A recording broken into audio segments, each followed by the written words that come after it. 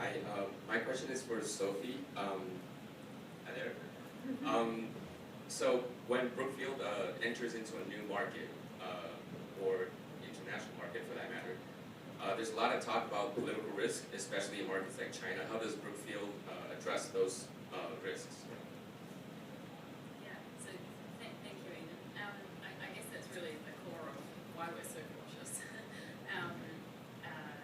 You know, getting comfortable with the political risk is what is really fundamental because really of two reasons. Firstly, it's probably going to be a pretty big leading indicator of the strength of the growth opportunity, which is attracting you to the market in the first place.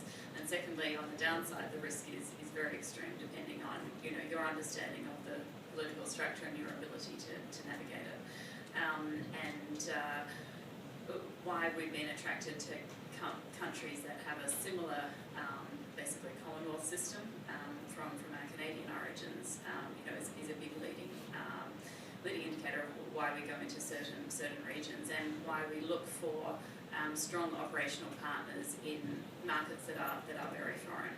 And I guess that then comes down to sort of the human capital element of the whole equation, which is the importance of having locals that you work with, not only as partners but ultimately as part of your own platform. And the way that Brookfield is pretty deliberately trying to go about that is really trying to nurture both local nationals in the markets where we're really focused on growing, as well as sort of North American origins. So, for example, in new markets where we enter, we're very keen to find high caliber individuals that have got great local connections, obviously the relevant language proficiency and so on. But if they have some type of North American connection, North American education, then that's really advantageous because we sort of talk the same language in a number of different ways.